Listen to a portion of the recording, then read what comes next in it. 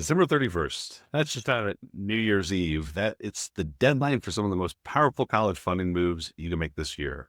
And I'm not talking about vague start saving advice. I'm talking about specific strategies that could save you literally thousands of dollars in taxes and increase your financial aid eligibility. Stick around because what I'm about to show you works whether your kid's heading to college next year or they are already there. So here's what killed me. Every single year, or every single January, I watched families realize they missed these opportunities, and it's not like they weren't thinking about college cost. They were stressed all year about them, all year. But nobody told them that December was their window. So they miss out on a $2,500 tax credit just because they waited until January to pay spring tuition.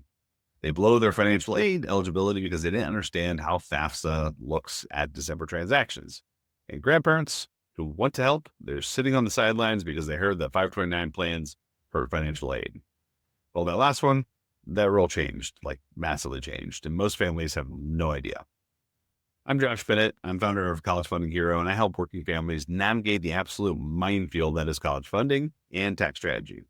Look, I'm not going to pretend this stuff is simple. The IRS has 7 different education tax benefits. The FAFSA just went through its biggest overhaul in decades, and everyone's situation is a little different. But here's what I can tell you. The families who take action before December 31st consistently save more money than the ones who wait. Not because they're smarter or wealthier, just because they knew which levers to pull and when. So let's talk about exactly which levers you need to pull the next few weeks. First up, and this might be the most immediate money on the table, is making sure you claim every dollar of education tax credits you're entitled to. And the keyword here is claim. The American Opportunity Tax Credit, or AOTC for short, is worth up to $2,500 per year per student for the first 4 years of college. So here's how it works. You get a credit for 100% of the first $2,000 you spend on qualified education expense, plus 25% of the next $2,000. So if you spend $4,000 on tuition, fees, and course materials, you get a full $2,500 credit. And here's what really makes this really good. Up to $1,000 of that credit is refundable. That means even if you don't owe any taxes, you still get that money back from the IRS. But, and this is crucial, the credit is based on what you pay in the calendar year, not what's due. So let's say your spring semester tuition is due January 15th. If you pay it on January 10th, you claim it on next year's tax return. But if you pay it on December 28th, you claim it on this year's tax return. Now you might be thinking, what's the difference? I'm getting the credit either way. Here's the difference. Income limits. For 2025, the American Opportunity Tax Credit starts phasing out at $80,000 of modified adjusted gross income for single filers and completely disappears at $90,000. For married couples filing jointly, it's $160 to $180. So if you had a big bonus this year, you're pushing close to those limits. Paying spring tuition in December lets you claim the credit at this year's income level. If next year's income might be even higher, even more reason to accelerate that payment. Now, if your student is beyond their first 4 years or make too much for the AOTC, there's the lifetime learning credit. So that's worth up to $2,000 per year or per tax return. Notice I said per tax return, not per student. So if you've got multiple kids in college, the American Opportunity Tax Credit is better because you can claim $2,500 per kid, but the lifetime learning credit is $2,000 total, no matter how many students. The lifetime learning credit covers undergraduate, graduate, professional degree courses, even continuing education. And the income limits are the same.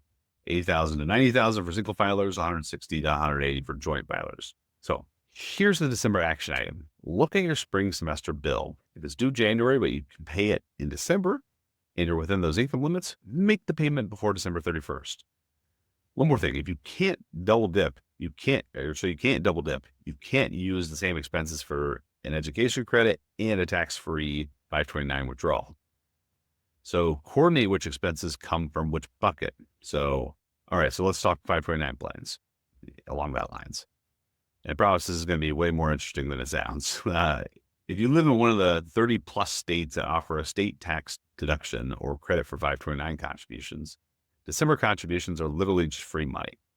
Now, every state's different. Some states cap the deduction at a few $1,000s. Others let you deduct the entire contribution. But here's what they all have in common. You have to make the contribution by December 31st to claim it on this year's return. And here's a move most people don't know about. In some states, you can contribute to any state's 529 plan and still get your home state tax deduction. In other states, you have to use your home state's plan. So check your state's rules because it matters. But now I want to talk about something called superfunding.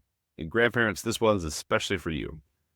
Normally, you can give somebody $19,000 in 2025 without having to file a gift tax return or use any of your lifetime gift tax exemptions. That's per person per year. So a married couple can gift $38,000 per person. But with 529 plans, there's a special rule. You can contribute 5 years worth of gifts all at once. That means an individual can put $95,000 into a grandchild's 529 plan in a single year. A married couple can put $190,000. You front load 5 years of contribution. It grows tax-free for longer, and you just turbocharge that kid's college fund. Now, there are rules. You have to file an IRS Form 709 to elect the 5-year treatment. So that's something to remember. And you can't give the same beneficiary any other gifts during those 5 years without dipping into your lifetime exemption from a state tax perspective.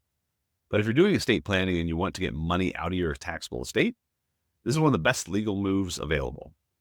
So December move number 2, if you're maxing out state tax benefits, make that contribution before year end. If you're a grandparent considering superfunding, talk to your tax advisor about whether this is the year to do it.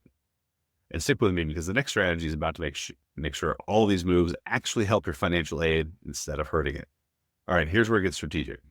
Because the FAFSA, that's the free application for federal student aid, has very specific rules about what assets count and how much they count.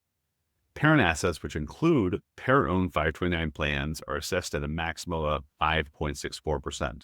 So if you have $20,000 in a parent-owned 529 plan, that could reduce your aid eligibility by up to $1,128 per year. Not terrible. Certainly better than not saving. But here's where a family messes up. Student assets are assessed at 20%. 20%. So that same $20,000 sitting in an UGMA account in the kid's name reduces aid by up to $4,000. That's why you don't save for college in a kid's name unless you absolutely are certain you won't qualify for need-based aid. Now here's where December matters. The FAFSA looks at what's called prior year income and a snapshot of assets on the day you file. So when you file the FAFSA for 2026, 2027 school year, it's looking at 2024 tax returns for income. The day you file for assets. That means if you're planning to file FAFSA in early 2026, your December 2025 financial moves still matter. So here's what smart families do in December. 1, pay off high interest debt. Doesn't count as an asset anymore, improves your financial position. 2, if you're going to go buy necessary items like a computer for college, for example, buy it before filing FAFSA, reduce your cash reserves. 3, max out retirement contributions if you're still able to. Retirement accounts don't count on the FAFSA at all. But here's what you don't do. You don't drain your 529 to park money somewhere it doesn't show up, because when you take a 529 distribution, you better have qualified expenses to match it, or you're paying taxes and penalties. So play it smart, play it legal. Okay, this is the one that almost nobody knows about yet. And if you're a grandparent who wants to help with college, you need to hear this. So for years, the advice was grandparents, don't put money in your own 529 plan for your grandkids, because when you take the distributions to pay for college, it counts as untaxed income to the student and destroys their financial aid. And it was true under the old rules. $10,000 distribution from a grandma's 529 could reduce financial aid eligibility by up to $5,000, 50% penalty. That rule is gone, starting with the 2024-2025 FAFSA, which means it's in effect right now. Distributions from grandparent-owned 529 plans do not count as student income. They don't report it. It doesn't show up. It doesn't hurt financial aid at all. So this is huge, because now grandparents can, 1, open a 529 plan in their own name with the grandchild as the beneficiary, and 2, let it grow tax-free with complete control over the money. 3, take distributions to pay for college without touching the kid's financial aid eligibility. Plus, those contributions get money out of the grandparent's taxable estate. It's estate planning and education funding all in one move. So if you're a grandparent and you've been holding back because you heard 529s hurt financial aid, that's old information and forget about it. December move. Open the 529 plan.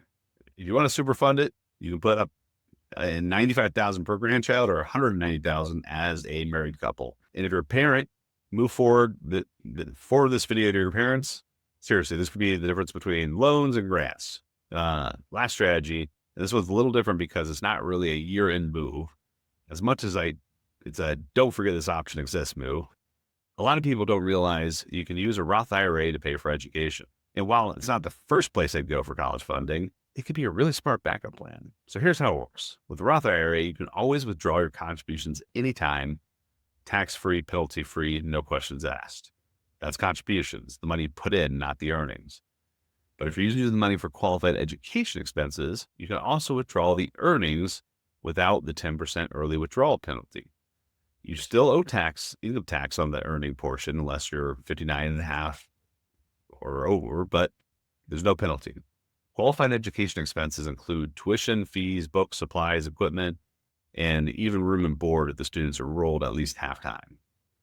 Now, why would you use a Roth IRA for college instead of a 529? One, flexibility. If your kid doesn't go to college or get the full scholarship, that money's still there for your retirement. You haven't pigeonholed it. Two, financial aid treatment. Roth IRA balances don't count on the FAFSA at all because retirement accounts are exempt. But, and this is important, if you do take a withdrawal, that withdrawal counts as income the next year, which can affect financial aid. So three, it's a hedge. Maybe you're behind on retirement savings, but you still want to help college. Roth IRA kind of lets you do both. So for 2025, you can contribute $7,000 to a Roth IRA if you're under 50, or $8,000 if you're 50 or older. Obviously, that's not going to fully fund 4 years of college, but as a supplemental strategy, it works. Now, is this better than a 529? Usually not. 529 plans have higher contribution limits, better state tax benefits, and the whole point is education. But if you're maxing out your 529 and you want more flexibility, Roth IRA is on the table. So December move. If you still have capacity to max out your Roth contributions for 2025 and you haven't yet, consider doing that. You got until December 31st for the contribution to count for this tax year. All right, let's bring this out. You've got a few weeks until December 31st. Here's your your year-end college funding checklist. 1, the spring tuition is due in January and you're eligible for education tax credits. Consider paying it before December 31st to claim it this year. 2, max out tax advantage 529 contributions before year end if your state offers a deduction or credit. 3, grandparents, if you've been waiting to open a 529 because of the old financial aid rules, that barrier is gone. Consider opening an account or super funding one before year end. 4, check your FAFSA timeline. If you're filing early, look at your asset positioning, retirement contributions, debt payoff, and necessary purchases that should happen before the end of the year or before you file. 5, if you're eligible and haven't maxed out your Roth IRA, consider doing so before December 31st for 2025 contribution credit. And here's the bonus item that costs you nothing. Have a conversation with your family about college funding. Parents talk to grandparents about the new 529 rules. Students understand what your family can realistically afford. Because here's the thing, college is expensive. There's no magic wand that makes it cheap. But there are legal strategies that can save you real money. And most of them have December 31st deadlines. Or not most, but a lot.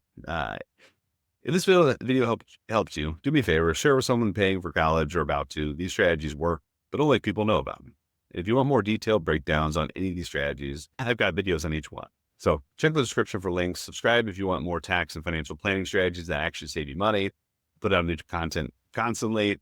So December 31st, mark your calendar because come January 1st, these opportunities are gone for another year. Thanks for watching. Now go save some money.